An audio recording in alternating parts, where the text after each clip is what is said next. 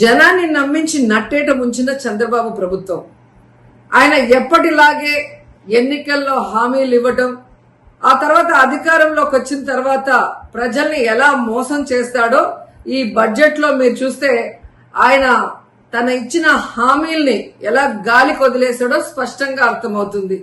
ముఖ్యంగా మహిళలకి ఇంట్లో ఎంతమంది ఉంటే అంతమందికి 1500 ఇస్తాం, నీకు 1500 నీకు 1500 అని గొప్పగా ప్రచారం చేసుకున్నారు. కానీ ఈరోజు బడ్జెట్ లో చూస్తే ఆ హామీకి ఎక్కడా కూడా ప్లేసే లేదనేది మనకు కళ్ళారా కనిపిస్తుంది. అంతేకాకుండా ముఖ్యంగా నిరుద్యోగులకి ఉద్యోగ అవకాశం ఇస్తాము లేదా నిరుద్యోగ భృతి ఇస్తామని ఈరోజు నిరుద్యోగుల్ని ఏ విధంగా పంగనామాలు పెట్టారో మనం కళ్ళారా చూస్తున్నాం. అండ్ ఈరోజు మీరు చూస్తే ఉచిత బస్సు ప్రయాణాన్ని అందరికీ కూడా మహిళలకు ఇస్తామని చెప్పి ఆ ఊసే బడ్జెట్ లో లేకపోవడం అనేది దురదృష్టకరం. ఇక ముఖ్యంగా చదువుకున్న పిల్లలు వాళ్ళకి ఇచ్చే తల్లికి వందనం, సో ప్రతి సంవత్సరం 12,400 కోట్లకు పైగా అవుతుంది. అంటే 2 సంవత్సరాలకి కలిపి 25,000 కోట్లు ఈరోజు బడ్జెట్ లో కేటాయించాల్సి ఉంటే కేవలం 9,400 కోట్లు మాత్రమే కేటాయించారు. ఎందుకు ఇది చెప్తున్నానంటే లాస్ట్ ఇయర్ కూడా ఇలాగే కేటాయించి ఏ విధంగా తల్లికి వందనం ఇవ్వకుండా మోసం చేశారో మళ్ళీ ఇప్పుడు అదే కేటాయించిందే కొంచెమైనా అది మళ్ళీ ఇవ్వకుండా మోసం చేయడానికి వీళ్ళు అంకెల గారడి ఎలా చేస్తున్నారో తల్లులు తెలుసుకోవాలని కూడా ఈ సందర్భంగా తెలియజేసుకుంటున్నాను. ఇక ముఖ్యంగా అన్నదాత సుఖీభవ, అన్నం పెట్టే అన్నదాతని ఎలా ఈ ప్రభుత్వం మోసం చేస్తుందో మనం వాళ్ళ అధికారంలోకి వచ్చిన రోజు నుంచి కళ్ళారా చూస్తున్నాం. ఈ రోజు వాళ్ళకి 10,400 కోట్లకు పైగా కేటాయించాల్సి ఉంటే కేవలం 6,300 కోట్లు మాత్రమే కేటాయించారు. 2 సంవత్సరాలకి కలిపి 21,000 కోట్లు ఇవ్వాలి అన్నదాతలకి, కానీ ఇప్పటి వరకు ఒక పైసా కూడా ఇవ్వకుండా వారి నడ్డి ఎలా విరిచారో మనం కళ్ళారా చూస్తున్నాం. ఇక మీరు చూస్తే డ్వాక్రా మహిళలకి ఈ బడ్జెట్ ఎలా టోక్రా ఇచ్చిందో అందరూ కూడా చూసి ఏడుస్తున్నారు. ఎందుకంటే హామీలు ఇచ్చినప్పుడు 10 లక్షల వరకు సున్నా వడ్డీ రుణాలు ఇస్తామని చెప్పిన ఈ కూటమి ప్రభుత్వం ఈ రోజు ఆ హామీని బడ్జెట్ లో పెట్టకపోవడం చూస్తే ఇక మనకి ఇచ్చినట్టే అని డ్వాక్రా మహిళలు ఏడుస్తున్నారు. ఎందుకంటే ప్రతి కుటుంబంలో ఒక మహిళ డ్వాక్రా గ్రూప్ లో ఉంటుంది. తాను పొదుపు చేసుకున్న డబ్బుతో ఈ రోజు తన కుటుంబ అవసరాలను తీర్చుకునే వాళ్ళని ఎలా ఈ చంద్రబాబు నాయుడు మోసం చేశాడో ప్రతి ఒక్కరు కూడా గమనిస్తూ వచ్చారు. అండ్ ముఖ్యంగా ఈరోజు మీరు చూస్తే పయ్యావుల కేశవ్ గారు మన ఆర్థిక మంత్రి, ఒక రాష్ట్ర బడ్జెట్ అంటే రాష్ట్ర ప్రగతికి మూలం.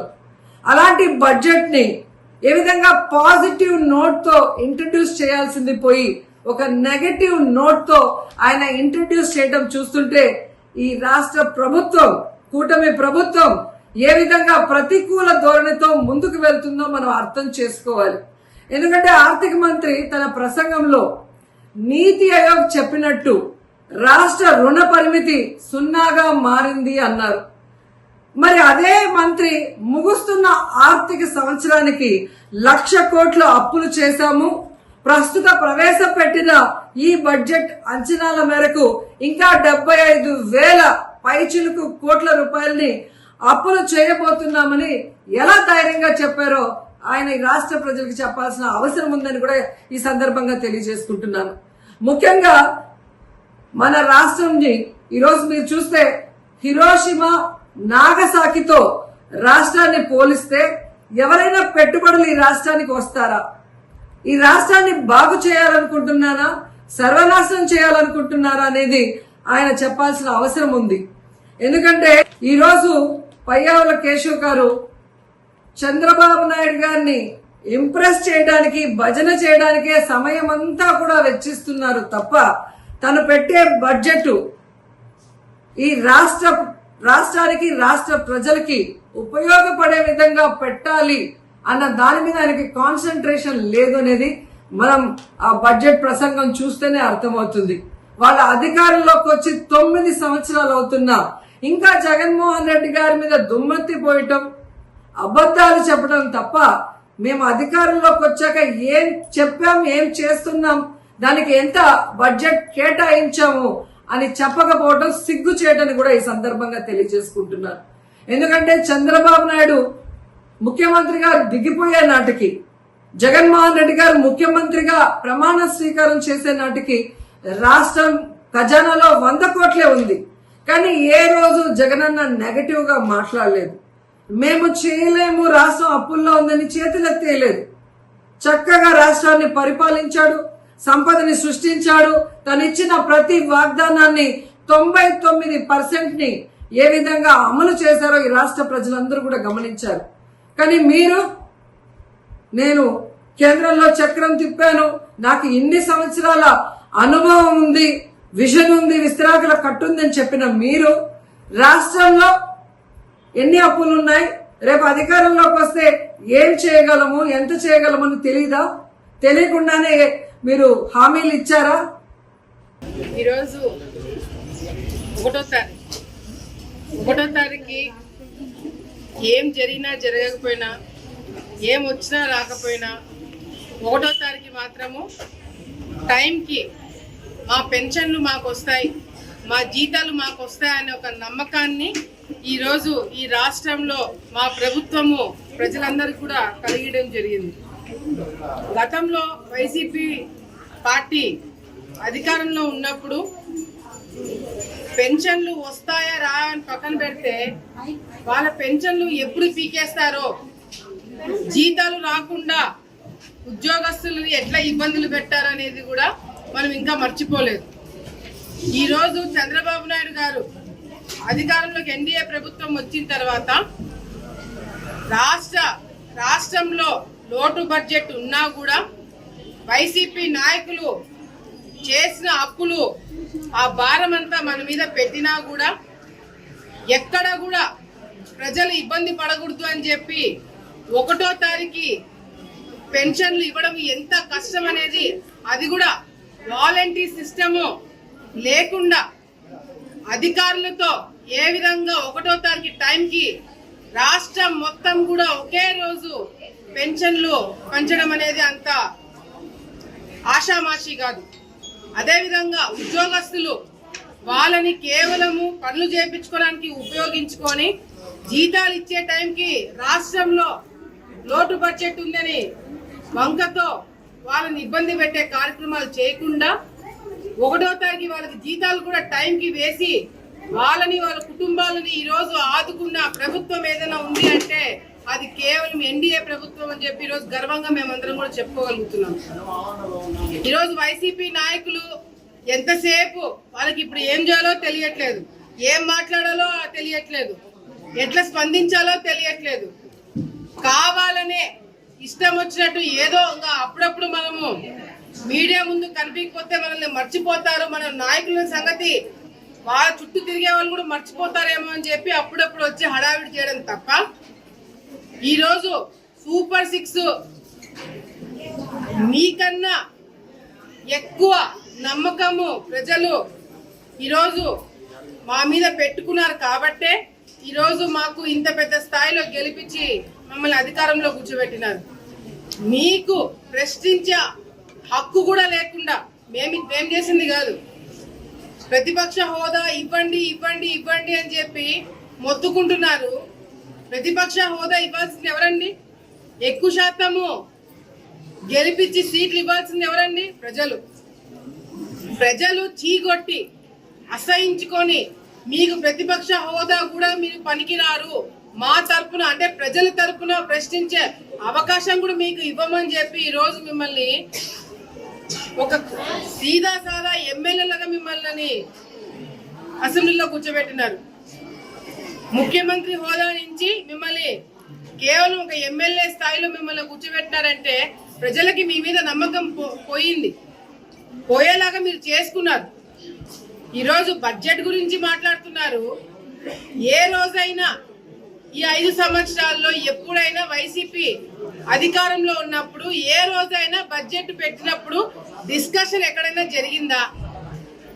ఎప్పుడైనా అసెంబ్లీలో తెలుగుదేశం పార్టీ నాయకులు మీరు మాట్లాడించినారా? బడ్జెట్ సమావేశాలు మమ్మల్ని పక్కన పెట్టి మీరు డిస్కషన్ మీ ఎమ్మెల్యేలు చేసినారా? ఏ రోజైనా క్వశ్చన్స్ వేసి పార్టీలో మీరు అధికారంలో ఉండినప్పుడు మీరే క్వశ్చన్లు వేసి మీ నియోజకవర్గంలో ఉన్న సమస్యలు మీరు ఎప్పుడైనా అసెంబ్లీలో చెప్పుకోగలిగినారా? ఆ అవకాశం జగన్ మాకు కాదు, మీకైనా గత ప్రతిపక్షంలో మీరు అధికారంలో ఉన్నప్పుడు మీకైనా ఇచ్చినాడా? లేదు. ఈరోజు అధికారం పార్టీలో ఉండింది మేమే, ప్రతిపక్షం కూడా మేమే అయ్యి ఈరోజు సభని నడిపించుకుంటున్నాం. ఎక్కడ కూడా వన్ సైడెడ్ గా ఉండకూడదు.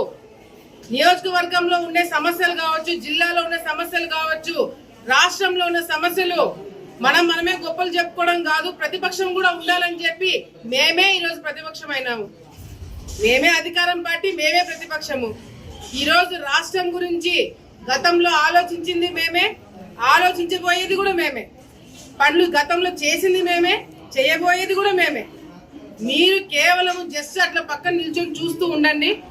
రాష్ట్రాన్ని ఏ విధంగా అభివృద్ధి బాటలో పరిగెత్తిస్తామో మేము చేసి చూపిస్తామని చెప్పి కూడా ఈ సందర్భంగా వైసీపీ నాయకులకి తెలియజేసుకుంటున్నాం.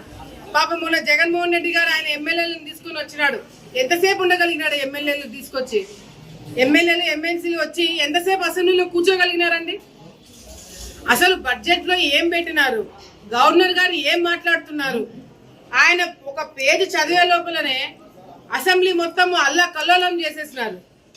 చించి బడ్జెట్ ఆయన చదివే సమావేశం చించేసి అసెంబ్లీలో వేసి వెళ్ళిపోతున్నాడు వైసీపీ నాయకులు, ఎమ్మెల్యేలు. అసలు వైసీపీ ఎమ్మెల్యేలు గెలుచుకున్న వాళ్ళు వాళ్ళ సమస్యలు వాళ్ళు చెప్పుకోవడానికి కూడా అవకాశం లేకుండా వాళ్ళ నాయకులే చేస్తున్నారు. ఎంత నీచంగా తయారైనారంటే వైసీపీ నాయకులు, మొన్న రోజా గారు ప్రెస్ మీట్ పెట్టి ఏమని మాట్లాడతారు? లోకేష్ అన్న దుబాయ్ లో కుటుంబంతో పాటు క్రికెట్ మ్యాచ్ చూడడానికి పోయినందుకు అది రాష్ట్రంలో మేము పక్కన పెట్టేసినామంట. ప్రజా సమస్యలు పక్కన పెట్టి లోకేష్ గారు పోయి క్రికెట్ మ్యాచ్ లో పాల్గొన్నారంట. ఏమన్నా అర్థం ఉందా? అంటే బురద జల్లాలనుకుంటే కుటుంబంతో పక్కకి ఒక గంట సేపు 2 గంటల సేపు కుటుంబంతో గడపడానికి కూడా తప్పేనా? ఈలాగా జగన్మోహన్ రెడ్డి గారు ప్రభుత్వం డబ్బులు తీసుకొని పోయి లండన్ లో కూతుళ్ళని కలవడానికి పోలేదు. ప్రభుత్వం డబ్బులతోటి ఈరోజు ఎంత అభివృద్ధి చేశారో ఆ కార్యక్రమాలు చేయట్లేదు. కుటుంబంతో బయటికి పోయినా కూడా తప్పని చెప్పి మాట్లాడుతున్నారంటే ఇంకా అంటే వీళ్ళ కుటుంబాలు వీళ్ళు గాలి వదిలేసుకుంటారు, మేము కూడా కుటుంబాలను వదిలేసుకొని రాష్ట్రాన్ని దోచుకునే పనిలో పడాలని చెప్పి వాళ్ళు కోరుకుంటున్నారేమో. ఈరోజు మేము ఒకటే తెలియజేసుకుంటాం, మీరు బురద చల్లాలనుకుంటే దాంట్లో ఏదైనా సబ్జెక్ట్ ఉంది, నిజంగా రాష్ట్రానికి ఏదైనా అన్యాయం జరుగుతుంటే మీరు బయటకు వచ్చి మాట్లాడండి. లేకపోతే మీ ముఖం పైన చీకొడుతున్నారు ప్రజలు, మిమ్మల్ని అసహించుకుంటున్నారు. మిమ్మల్ని ఆ 11 సీట్లు కూడా కాదుకుండా కేవలం ఒక సీటుకి మాత్రమే పరిమితం చేస్తారు. ఎందుకంటే ఆ ఒకటి కూడా లేకపోతే ఎవరి కోసం మేము గెలిచి అసెంబ్లీకి రావాలనుకుంటాం వాళ్ళు ఈరోజు అసెంబ్లీలో కనిపించట్లేదు. ఈరోజు ఎంతో కసిగా తెలుగుదేశం పార్టీ, జనసేన, బీజేపీ వాళ్ళ మీద తప్పుడు కేసులు పెట్టి వాళ్ళని హింసించి వాళ్ళని ఓడించి వాళ్ళని ఇబ్బంది పెట్టాలనుకున్న వైసీపీ నాయకులు బుద్ధి చెప్పడానికి ఒక పక్కన ప్రజల కోసం గెలిచినా కూడా ఇంకో పక్కన వైసీపీ నాయకులు పెట్టిన అరాచకాలు, అక్రమాలకి ఫుల్ స్టాప్ పెట్టి ఎంతో మంది కసిగా ఈరోజు గెలుచుకొని అసెంబ్లీలో కూర్చున్నారు. కానీ మా దురదృష్టం ఏంటంటే చాలా మంది ఎవరి కోసమైతే అసెంబ్లీకి వచ్చామో ఈరోజు మన అసెంబ్లీలో కనిపించట్లేదు. మేమందరం కూడా కోరుకుంటున్నాము, అసెంబ్లీకి వైసీపీ నాయకులు వచ్చి కూర్చోవాలా, వాళ్ళ నియోజకవర్గంలో ఉన్న ప్రజా సమస్యలు తెలుసుకోవాలని చెప్పి కూడా ఈ సందర్భంగా తెలియజేసుకుంటూ